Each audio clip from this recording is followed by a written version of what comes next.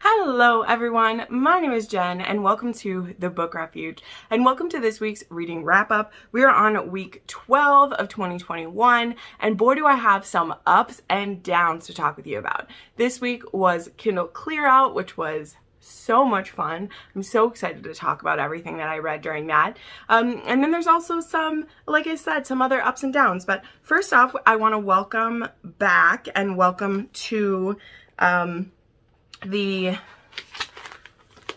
channel some new members and a returning member, So our new member is Carrie, who joined at the Fated Friend level. Carrie, thank you so much for deciding to support the channel. It means so much to me. Please make sure to reach out to me on one of your social media so I can get you the Discord benefits if that's something you're interested in. That is something that I encourage all new members. If I haven't spoken with you before, I need to be able to find you, so please reach out to me and say hi. I want to welcome you and make sure we get you the benefits that you are supporting me at. You know, that's good. And then I'd like to welcome Chrissy back to the channel at the Fated Friend level. Chrissy, it's so happy to have you. It means so much to me for your continued support, and this channel just has become something that I love so much, especially since channel members are there, because it lets me know that there are, if no one else, there are this select group of people who consistently want me to keep doing this, and they're putting their money where their mouth is, and that means so much to me. But again, even just watching my channel, liking my channel, being subscribed to my channel, that all helps push me up in the YouTube God's eyes and helps me to keep making stuff. So anyway, enough of that at the front end. Let's dive into what you're here for. Let's talk about all the books that we read this week. We have, let's see, we have 6, I think we have 14 to talk about. That's pretty cool. So let us go ahead and dive in. So the first book that I read last week, which was the start of my Kindle Clear Out, was Flow by Kennedy Ryan. This was a novella as well as a POC author. This is the beginning of the Grip trilogy. It's kind of a prequel of sorts that explains how Bristol and Grip first meet each other. This is an interracial romance. This is also a brother's best friend. This is also a musician romance as well. So I have heard fantastic things about this series and I really wanted to get it kickstarted, and I was able to find the audiobook on Scribd, and so that was my first read. I ended up giving this 4 stars. I think that's fair. Novellas are hard to set things up, and though I know that this is all building to somewhere, I mean, it was still a setup. We didn't really get much going on between them, but I'm excited to continue and will hopefully do that now that Kindle Clear Out is over. Then I read Black Hearts by Karina Halle. This was to read the oldest book on my Kindle, and I'm very excited I finally did it. It actually was my oldest book on my Kindle the last time we did Kindle Clear Out, but I didn't end up reading the oldest book because I wasn't in the mood. But I have been in quite the Mafia mood lately, and so I was very excited to take this one on. This is actually the first book in a duet, and so this one did have a cliffhanger, and so this is another one that I plan to continue it soon because I really did enjoy it. This is about this son of a mafia lord from Mexico, or like a cartel boss, is what you'd call it. And he is kind of taking a sabbatical from the life, as it were. He's moving to California to kind of spend some time away from the family life, even though he's still being followed by his father's bodyguards and he's still living off his father's money. There is this woman, this young woman, who he particularly wants to investigate, and so he puts himself in her path and starts to insinuate himself into her life, because this woman's mother and father have a history with his family, and so he's weeding his way into this world. I thought this was a pretty interesting start to the duet. I really liked the chemistry. There was a little bit of dominant submissiveness in their relationship in the bedroom, particularly, that I really love. I love when there's like bedroom dynamics that way without it having to go fully into something else, and there was some real spicy scenes in this that just, the chemistry rolling off the two of them was really amazing. And then this actually is an interracial romance as well, I believe, because he is Mexican and I think she's Caucasian. Her mother might be as well. I don't remember what her parents were, but I know for sure that He's Mexican, so that's kind of nice because I think we forget sometimes about the other kinds of interracial romances there are, and I want to be reading, you know, diversely across everything. There's not just one kind of diversity, right? So that was something I was like, oh, pay attention to this, Jen. That's something that's happening here. But I ended up giving this one 4 stars as well. We'll see how the duet closes it out. I think one of the things I find too is that my darkness scale is quite skewed. Since I read mostly dark romances, I have to try to frame it as like, how dark would this have been to me if this was the first Mafia I'd ever read before. And this one was pretty tame just because it was mostly about this anti-hero wooing this woman so that he could get into her life. So there wasn't a ton of like darkness happening, but it's exciting. She's an artist, or she's a photographer, so he tries to insinuate himself in that way. So anyway, it was great. Then I read Mafia Heat by Jade. This was my choice for favorite trope because this is a Mafia book. This one ended up also being novella length only, so it was only like 160 pages. And so that being said, it is trying to tell a full story, and it was extremely rushed. It was extremely rushed. The romance was like, it was like almost a slow burn, and then because it's only 160 pages, things were like very rushed at the end of it. So this is actually a whole series by Jade, and they're like all novella length. And so I don't think I'll be continuing this. I ended up giving it 3 stars. It also wasn't that like dark, and I don't even remember much about it, right? That's a sign to me that I can't remember the character name. Not that I always remember character names, but like I can't remember the character names. I just remember skimming some of it, and so that one only got 3 stars, maybe even less than that, because it just didn't hold my attention. Does have a fun cover. I like the look of it, but it just didn't quite jive for me. Then I read Seducing My Guardian, one of 2 arcs actually read by Katee Robert this week, and I have a 3rd one to read today. I can't wait to jump into that. But this is, I am part of her Patreon group, so I get early access to arcs for her. There's actually a pre-order campaign going for Seducing My Guardian, and I would say that upon reflecting back, this may be my favorite in the Touch of Taboo, or else tied with Her Dad Will Do. Her Dad Will Do, or Your Dad Will Do, not Her Dad, ooh, Your Dad Will Do is just really great. I feel like that's a really tight, well-written novella. The 2nd and 3rd one I wasn't as big of fans of. Like, they were still 4 stars, they were still good, but they were trying to tell like too big of a story for their size. This one, because there's already such a pre-existing relationship between these two, she's actually turning 25 and he's been her guardian for 6-7 years. And so since she was 18, he's mostly just been a guardian of like her trust fund. But she's wanted him kind of all that time, and he's purposely kept a really big distance from her because he didn't think it was appropriate while he was her guardian to have anything going on. And now that she's turning 25, and he's no longer a guardian of her money or of herself or anything, she decides to take her shot. And so there's some fun role play in this where they are reliving past birthdays that he's missed. And so, because he would always show up on her birthday to see her or save her from a situation she might be in, or, you know, just make his presence known on those days. And so it was really intriguing to me to kind of see how this scenario was set up. So I ended up giving this 4.5 star.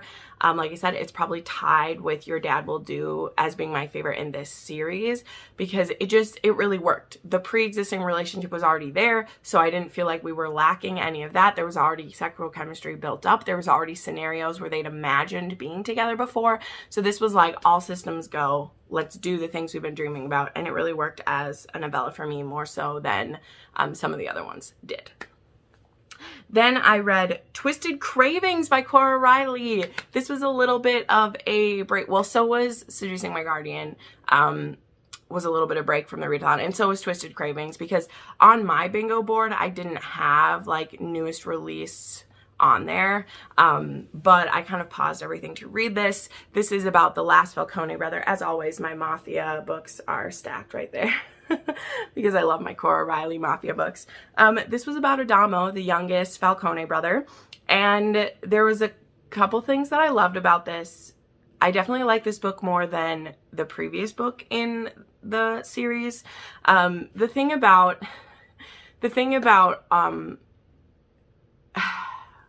yeah, nothing can hold up to Nino and Ramo's books for me. That is the thing. And so when I started this one, I was like, don't be expecting that out of this story, because nothing is going to compare to Nino and Ramo. Like, they can't.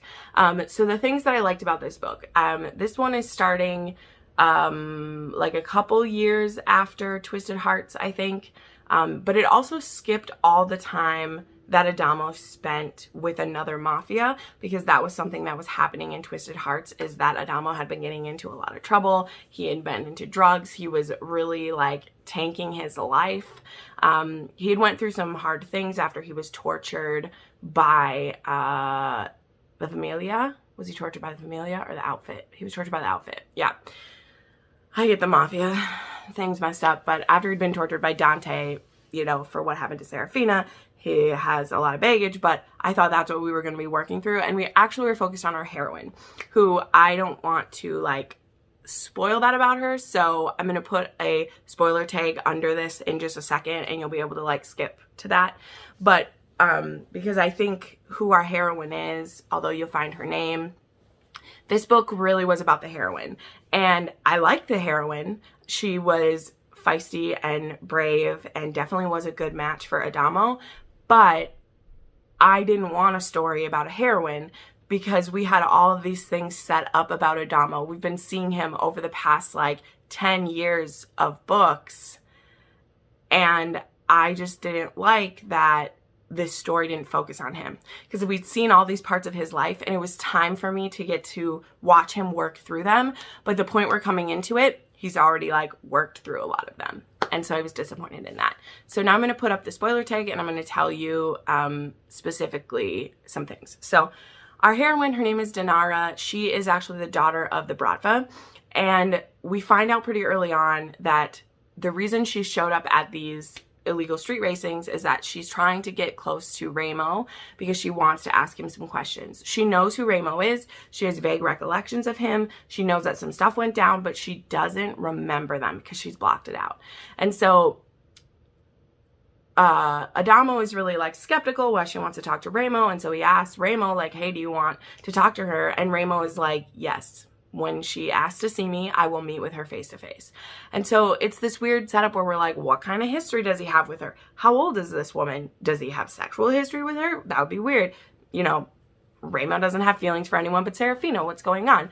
But it becomes clear, and we're told that something horrible happened to Dinara at the hands of her mother. And Ramo and Nino, they rescued her. And so though we are at war with the Russians, and in fact the Russians are responsible for killing Gemma's family, which is Savio's wife, they have this crazy truce in a certain way, in certain aspects, because Ramo saved Dinara from a horrible situation. And she has blocked that out. She didn't remember any of it. But when she gets to meet Ramo again, he explains to her what had happened to her.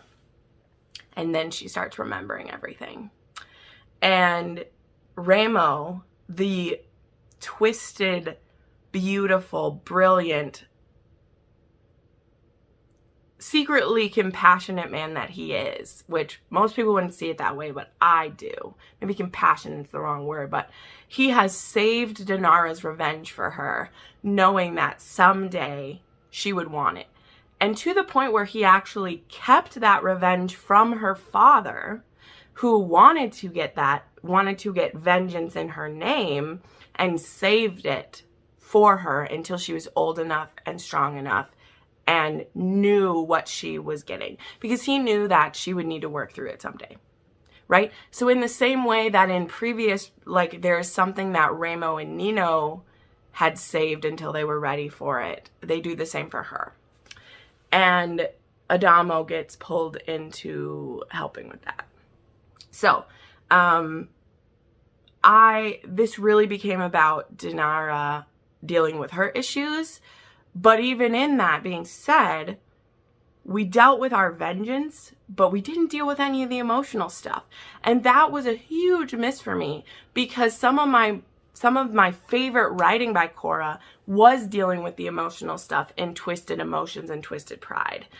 Because you don't just get over that trauma just by getting vengeance. Like, my favorite book written by her, Twisted Emotions, we see a woman, like, in the beginning of the book, she gets avenged. Nino and Ramo avenge her. Right then and there, they avenge her for what had happened to her in the past. And it still takes years of a tender, kind, compassionate husband for us to get to a point of healing. And that doesn't mean that Kiara and Dinara are the same in any way. But I just didn't believe that. Like, this book was just too short. Like, it was just too short for the lifting, the heavy lifting it was trying to do. So it drowned under the weight of it. Okay, enough of the spoilers. Let me sum. The things that I really liked about this book, non-spoiler things to say, is a look at the Camorra as we stand currently. I absolutely adore seeing our little Falcones running around, and our Fabiano, baby Fabiano. I'm so excited for the sins of my father, or the sins of our father, whatever it's called. I know the first one is called, like, In Something I Rise, and then like the first two already have names or whatever, and I believe the first one's supposed to be about a specific couple already. So there are rumors about who all the couples of the children will be, but also we've gotten peeks at that, and I'm very, very excited for all of the next generation's books. So the things that I loved about Twisted Cravings were the setups for the next series. But this isn't a book that I feel the need to reread, just as I'm never going to reread Twisted Hearts again. Whereas the first 4 books in this series, I will happily reread again and again. And even books from Born in Blood, I will read again and again. But there wasn't anything about Twisted Cravings that I was craving to read again. Like, I was good. So I gave that one 4 stars because it did its thing. Okay. Woof, we've only made it through 5 books. So then another book that wasn't part of the readathon, which I briefly mentioned in my Kindle Clear Out wrap up, that I had read a book that really just took a lot out of me. And that book is Blood of Eve by Pam Godwin. So this is the second book in the Eve trilogy. And I think I've shared this a couple times. I'm planning to do a deep dive Pam Godwin video because some people have asked for it. And I want to. Like, I read the Deliver series. I love Dark Notes and Sea of Ruin. And I wanted to read the rest of her backlist so that I can do a in-depth video. And so one of them was to read this, like, post-apocalyptic paranormal trilogy, which was maybe not her first book, but the first trilogy that she completed, from what I can tell from my notes. Because I was getting prepared for this video. Hold on, let me... Yes, it was like the first books that she wrote. And so I read Blood of Eve, which was the, sequel to Dead of Eve, which I really enjoyed. I gave 4 stars. I felt like it was a little above my head. And I was like, oh, well, maybe it'll get better. And so Blood of Eve is not a romance. It is a catastrophe, in my opinion. I'm going to, like, jump right into spoilers for this to tell you why, but if for some reason you don't want to know why I think it is, I'll just say that you really will have to read it as a whole trilogy, because she meant the whole trilogy to be the story. So that's fine for her to say that, but when I get to the spoilers here in a second, you'll see why, as a romance reader, I felt kicked in the gut and stomped on by this book. And that was not the promise of the premise of a romance. You hear me say that a lot. But for a story... Wow, the wind sounds like a tea kettle. For a story to be a romance, there are a few things it has to have, And this had all those things, and then it broke them.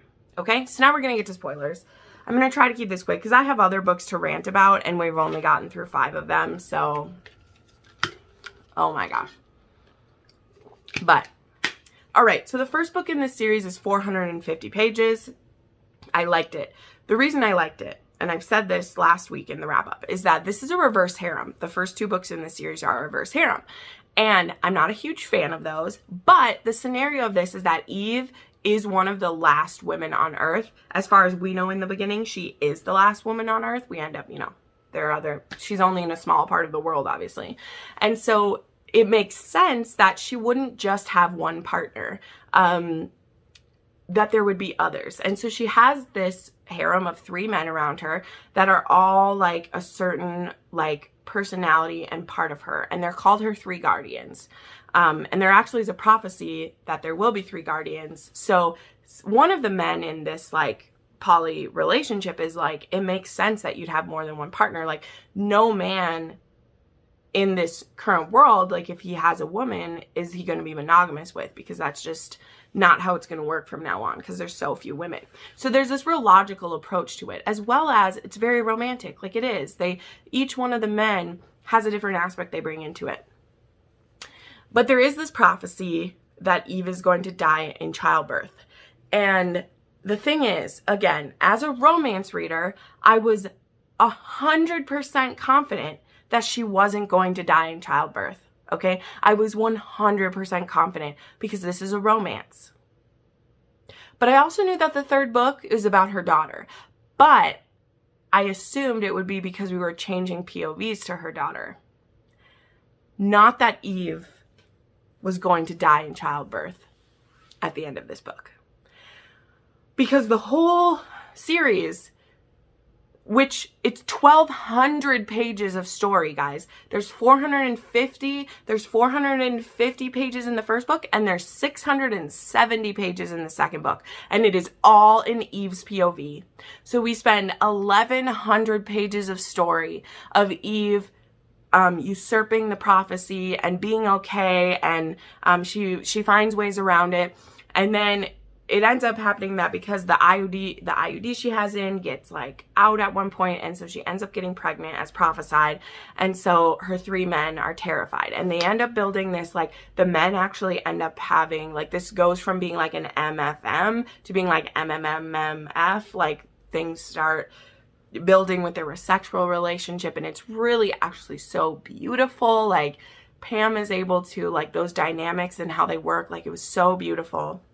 And then it gets time for her to have the baby, and then she is bleeding out.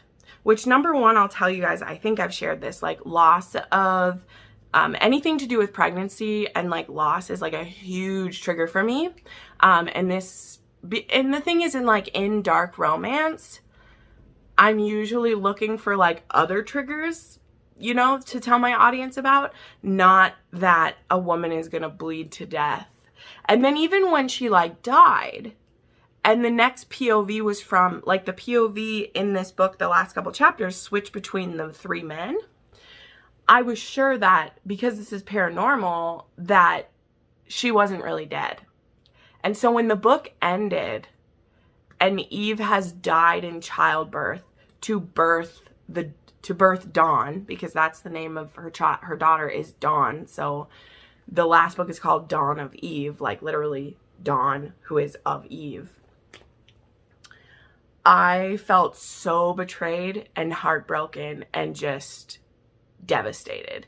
So I don't want to rant about this too much more, but I'm telling you, and if you're a romance reader who the promise of a dark romance is that no matter how dark it is, you will get an HEA at the end, and then to have that like spat on for the greater good of the story, I was inconsolable. Like I talked with Tiffany, thank you Tiffany, I love you, because she was still awake, because she's 2 hours ahead of me, so she was still awake, and I cried to her because I was like, Tiffany, what happened?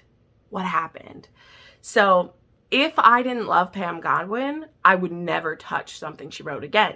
But 2 reasons. One, I've already read 12 books of hers that I did love, and this was her first trilogy she ever wrote. So I'm still reading the 3rd book. I'm actually on Dawn of Eve about her daughter, and I'm already just like, it's gonna be a 3-star at best, but I'm reading all of her books because I'm gonna do a deep dive and we'll talk more about it then. But I have not felt so betrayed by a book in years. Like I can't remember one that's betrayed me the same way, because I read romance. I don't get betrayed like this. Like, I don't get betrayed like, it's why I read romance, because I know what the promise of the premise is. So I felt backstabbed because there's no warning. Nowhere in like any of the reviews I read is it mentioned at all. And I get that, but I needed that trigger warning of someone dying in childbirth, because I was, your mom, your girl, your romance queen, she was triggered. And I don't get that. You guys know this. I always provide trigger warnings for other people. I don't generally need them. But it was one of the most horrifying deaths that I've ever read. Like, not since Finnick O'Dare have I been so traumatized, okay? And especially it's more traumatizing because it's your POV character. Like, I've been in her head for 1,100 pages, and I was sure that she was gonna work her way out, and then she died. It was like Ned Stark level, guys, but even worse. Like, it was horrible. Okay, moving on. We still got books to go. All right, so then it was back into the readathon. I read Hitching the Cowboy by Kennedy Fox. This was a second chance author. I read the second book in this series first because I got it in a book box and I liked it. But then I read another one of Kennedy Fox's books and I hated it. And so this was giving this a second chance. So I read Hitching the Cowboy. I listened to this on audio. This was cute. This was a We Got Married in Vegas story. But then a couple weeks later, instead of getting annulled, they decide to see if they like each other, because they really liked each other that weekend they were in Vegas.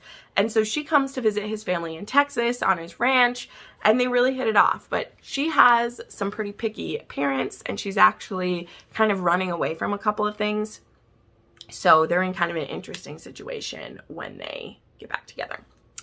And then I actually forgot to talk about a book last week, and then I didn't put it in my notes until here. I actually read an Arc of Outrageous by Minerva Spencer. This is the sequel to Notorious, which was a book I really, really enjoyed.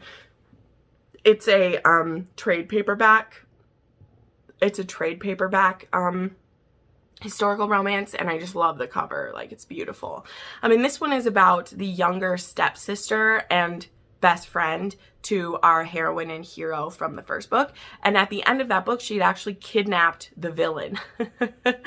And she is kind of dumb in some ways. She's a smart woman, but she's kind of dumb in some ways. And she ends up, like, now she's ruined herself and, like, did not think through the consequences of kidnapping this man.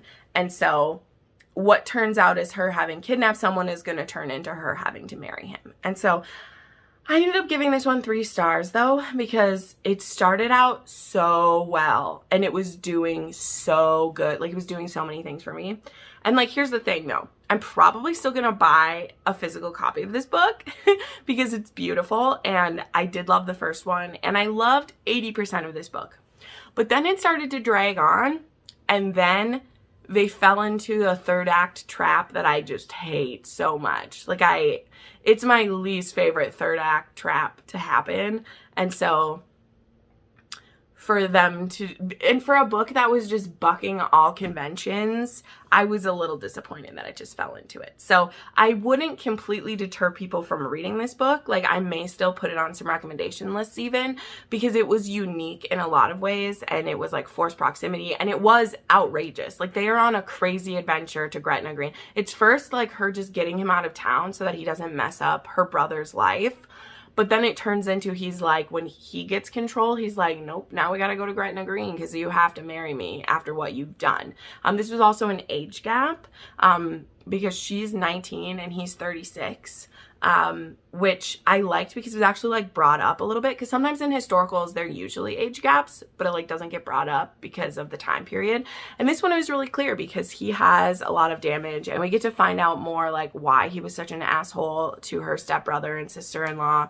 And it was really interesting, but it just, like, it lost me in the third act. So I had to give that one 3 stars. Then back to the readathon picks. I read Loverboy by Sarina Bowen. This was my pick for favorite author. This was the second book in The Company. So it spins off from her hockey world. There's especially more of a crossover with the first one in The Company. But this one is actually a second chance romance. This was childhood rivals with some chemistry to, like, lovers. But we have our hero who works for The Company, which is this, like, not really, it's kind of like a spy business, but they also do like technology and security and stuff like that. And he ends up needing to go undercover in the coffee shop of his like rival from when they were teenagers / young adults. And so he needs to learn to be like this perfect barista for her high-end coffee shop, and help figure out who is using her cafe to run some illegal activities. So it ends up being really cute. It's pretty short. I think it's only like 270 pages, which I know that's not really short, but like it's pretty short. Sarina Bowen's books all fit in around there. And it was really fun. I gave it 4 stars. And then I read The Most Eligible Viscount in London by Ella Quinn. This is an e-arc. This book comes out the last week of March. I think it comes out on the 30th. It comes out the same day as Wild Child. So yeah, that day, the 30th. This one is about, so I read this one for read an author who's new to you, because I haven't read an Ella Quinn before. I own a couple of her books, but I haven't read any yet. This one is the second book in this series. I haven't read the first one, but I got the e-arc. And the thing is, this is another one that had such great potential, and it just tanked for me, and I was so sad. So this book actually starts with this couple. It is, what's his name?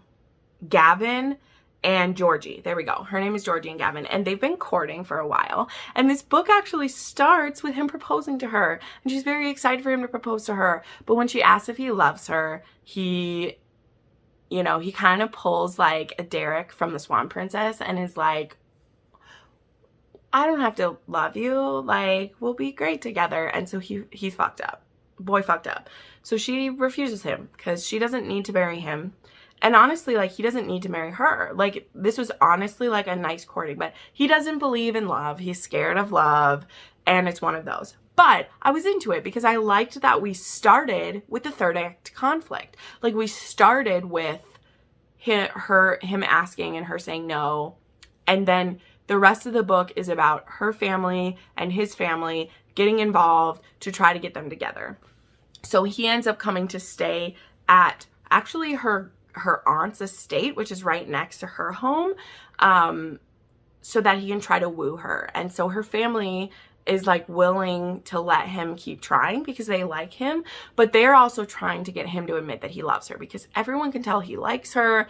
He just won't like commit that last little part, and that's really important to her, as it should be. So we end up having this situation where he is trying to woo her in other ways, but her family's like, you can't compromise her, and you can't keep just asking her to marry you. Like, you need to work on it. And it was a great setup. It was so cute. I was into it for the first 40%, but you know why not? For that first 40%, they don't even see each other again. It's just all about them talking about the other person to other people. Then once we get to 40% and they're actually around each other, it was like they were starting from ground zero. Like, it was so slow. There wasn't even a kiss in this book until 70%, guys. And I'm not trying to be the smut queen, but like, I am the smut queen. But also, there wasn't any sexual tension either. Like, if you're gonna put off a kiss until 70%, that sexual tension better be rolling off my skin, and it just wasn't. And so by the time this all played out, I was so bored. I was so bored. And I was so sad about that because it had such great potential. You can see that's a theme of this week. Like, it was tough, man. Some of these were tough. And this was a couple historicals in a row that had just not worked for me. And we have more where that came from. Let's keep going. Then I read The Midnight Bride by Katee Wilde. This was on mine for novella. Yeah, this was on mine for novella, even though I ended up having had like 2 other novellas in my thing. This one I legit had on the novella square. So this is book 2 in the Deadlands series. This is about like, there's like barbarian lords and the brides that they end up with. And I was excited for this because this one I actually listened to on the Read Me Romance podcast, which I have heard a ton about, but I haven't had an instance where I wanted to listen to them yet because most of them are novellas. And I don't really read a lot of novellas, guys. Like, I don't. You people are always asking for them. And though I do have a video coming out with novella recommendations, you will find from it that I don't read a lot. They're not my favorite thing. I don't usually rate them highly, so I don't usually read them because it's like, why am I going to read a book that I know it's only going to be a 3 or a 4 at best, right? Like, Katie Robert is pretty much the only person that I consistently read her novellas, okay?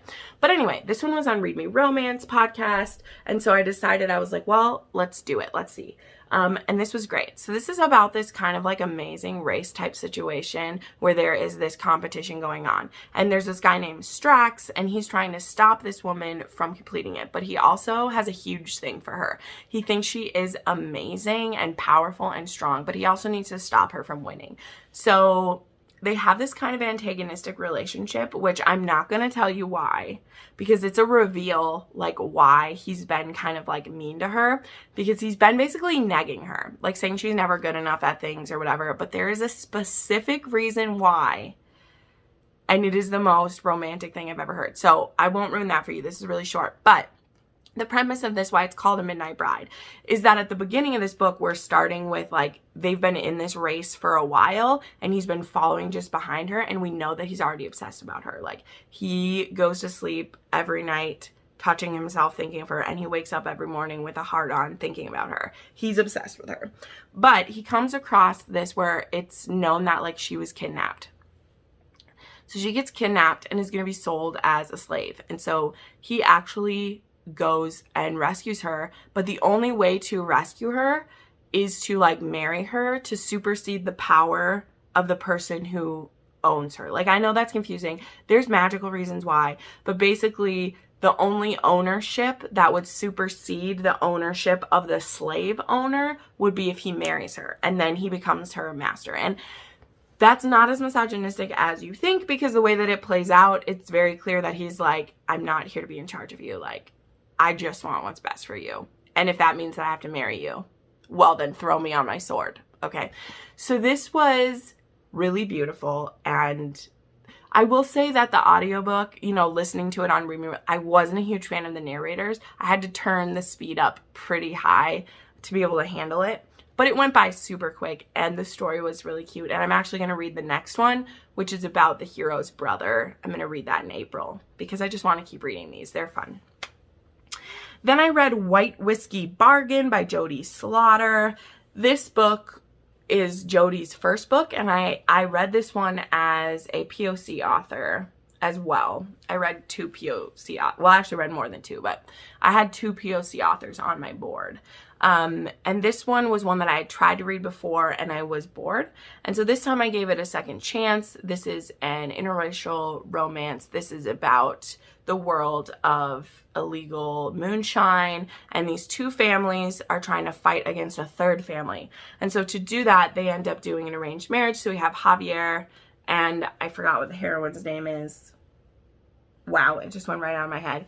But see, so they're doing this arranged marriage, and, like, Javier, he actually wants to make the marriage work, whereas the heroine is really just in it for a business deal. But he makes her promise that they are actually going to try, because he's actually been divorced before, and he doesn't want that to happen again. So he really wants to try, and the heroine is not as interested in trying at the beginning, and so he has to convince her a little bit. So I gave this 3 stars because, again, this had a really promising start, but I found myself as bored as I was the first time, because the heroine, she was pretty unlikable, and that was frustrating for me.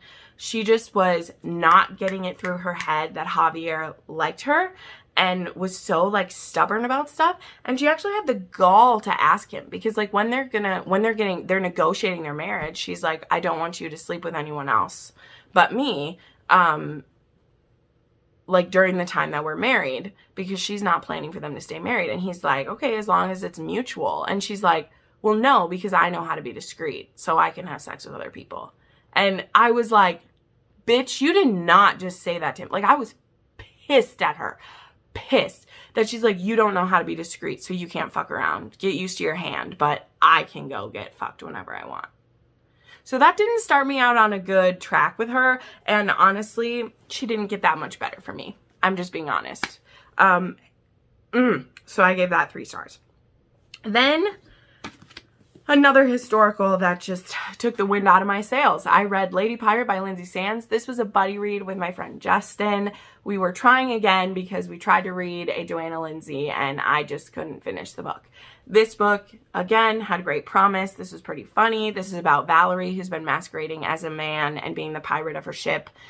And then she's about to come into her inheritance, but she finds out that to get her inheritance, she has to be married and either pregnant or have had the baby by the time she turns a certain age. And then there is another man who the lawyer of their two families is the same, and he actually put the same stipulation in this guy's inheritance as well. So they end up, well, the hero is like, hey, we could solve each other's problems. We could marry each other and work on having an heir between the two of us. So, cute setup. Except, Valerie's fucking stupid. Okay? She's stupid. The heroines were tough for me, guys. The heroines were tough. I don't even have the energy to fully go into the issues I had with this one. But there was dubious consent on the part of the heroine doing dubious things to the guy. Even though he had made it very clear that he would be cooperative in those situations, she turns him down and turns him down and turns him down to marry him until there's a situation where they have to get married. And then he's like, then she forces him. So there's that. But because he thinks it's like he can't fight it, then it's like, okay. And I was pretty pissed at that. And then the heroine was just stupid. She didn't open her mouth. She didn't ask. She didn't try to talk. Their communication was shit. And I just didn't like it. This was like 2.5 stars for me. But then, I read, I decided to switch up what I was reading. And I went back to my TBR for the month of March. And I have a bunch of historicals on there that I hadn't got to. But I ended up buying the audiobook for To Beguile a Beast, and so I started listening to that. So I read To Beguile a Beast the other day, and this is the 3rd book in the Legend of the Four Soldiers. I am going to read all 4 of them, but I know that this is one that a lot of my friends particularly loved, and so I wanted to start with it. So it is about this woman named Helen who she used to be a man's mistress for many, many, many years. And he had threatened to take her children away from her at different points in their lives. And she just knows that one day she's going to make him so mad that he actually will take her children away from her. So preemptively, she runs away. And she gets some help from one of our heroines in a previous book, which I haven't read, but I'm pretty sure that we meet that. I mean, she's the heroine in one of the other books. And this heroine of the previous book tells her about Sir Alistair Munro, who's in this hidden castle, and he is a scarred hero. He got scarred in the colonies. He was tortured there. But he is a naturalist, or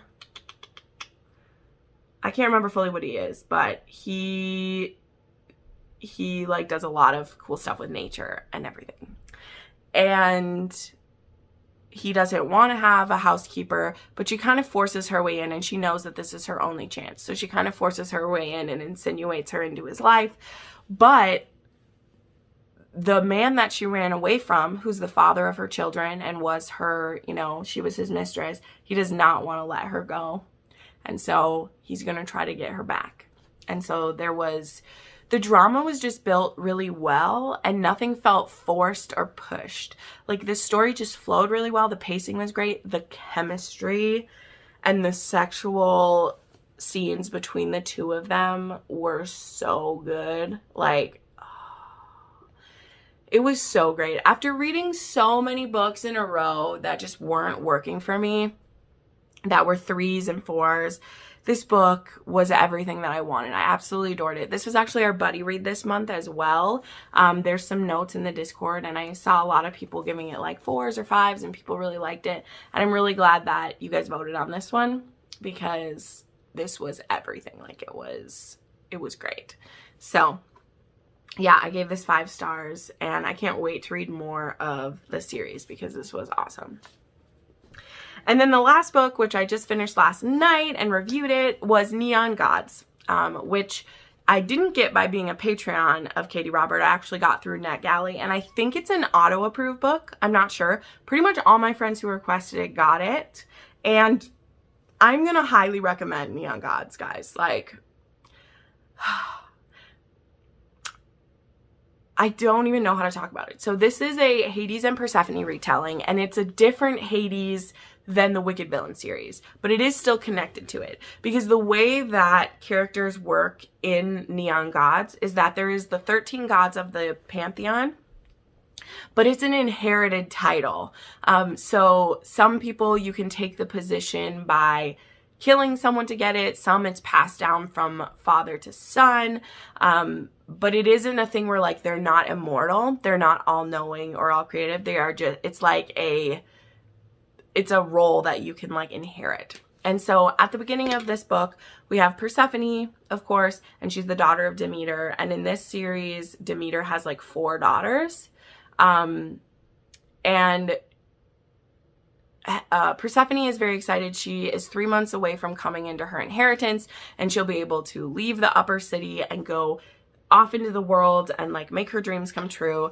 And then at this party, her mother, without asking her, engages her to Zeus, who Zeus needs a new Hera, because whoever Zeus's wife is becomes Hera, but he's actually went through 3 wives in the last certain amount of years. And so it's believed that he gets the wives he wants, uses them up, and disposes of them. So Persephone's mother has put her in a very dangerous position, and Persephone leaves the party to go for a walk to just clear her head and like figure out what to do, and she ends up realizing she's being followed by Zeus's men, and so she makes a run for it, and she ends up making her way to one of the bridges that goes over the river Styx, and she crosses it and stumbles into the arms of Hades, who decides to take this opportunity to get revenge against Zeus and is going to use her somehow. The thing is, Persephone beats him to the punch and says, let's make a deal. I want Zeus to never want to touch me again. Let me stay with you till I reach my inheritance, and then Zeus won't want me because I'll have been defiled by you. But Hades says this, he's like, there's no way that he's going to believe I've done that, because he knows what my sexual preferences are. I like to do things out in the open. I have clubs where I engage in things. He's never going to believe it if they don't see it. And Persephone's like, and that's a problem because... So they kind of sort of make a sex deal. It isn't completely about the sex, but the deal is for her to stay there and be ruined by him for 3 months. And the more and more I think of this, I'm giving this 6 stars, which is crazy to me. It's actually the first 6 star that I've given this month. It's been a month of a lot of mediocrity. I'll tell you that. And this book, guys, like, I don't want to spoil this one because it's not even out yet. I will definitely talk more about it when it comes out. This book doesn't come out till June 1st. It is my favorite Katee Robert that I've read, and one of my favorite books of the year. It's one of my favorite, if not my favorite Hades and Persephone retelling. Like, besides Rhysand and Feyre, it may be my favorite retelling. This Hades, like, there's got to be something said for the fact that this is Katee Roberts. Like, this is going to be a traditionally published. This is being done by Source Books. And the way that it's built, the way that the tension builds, the way that their relationship has time to breathe. Like, that's something that I often say these days, like, for her self-published works, which I love, I own most of them, there's something to be said for when she has a, like, editor who is working with her for more of the story. And, like, this book is taking longer to come out than her, you know, self-pub books that just come out bam, bam, bam. But it's so well done. And Hades just had me swooning. And this definitely, so this is like a BDSM situation, but Persephone is a brat, and like, I love brats. Like, I do. When they don't just listen to everything, and Hades is so exasperated because he's just like, I thought we were in this like relationship here, or like what we have going on, and she's constantly challenging him, but then she will just like give in. And it's so beautiful. Like, it's hard to explain. If you've read a lot of BDSM, you know what I mean. So I would definitely call this like BDSM light. Like, it's nothing compared to some of her like Wicked Villains, like for how like twisted sexually those can get. This one was just the element is there and it's important to their relationship, but there's also a lot more going on. And so if you're not someone who loves BDSM, I don't think you'll have a problem with this. It was just enough to make me happy, but their relationship really shines through, and it's not all about sex at all. Like, even though that's the front end of this, because they do have a sex deal, the way that they're like both kind of wooing each other without even realizing it, it was so special. Like, I loved it so much. So I gave it 6 stars. And people might not believe me because I'm a Katee Roberts stan, but I don't give her books like 6 stars. Like, I'll give them, you know, I mean, I'm being honest. And I think I'm going to rate Katee Roberts books harder going forward because I know what she can write now. I know how beautiful a story can be when she does it like this. And so I'm probably going to be a harsher critic going forward of her work because this was...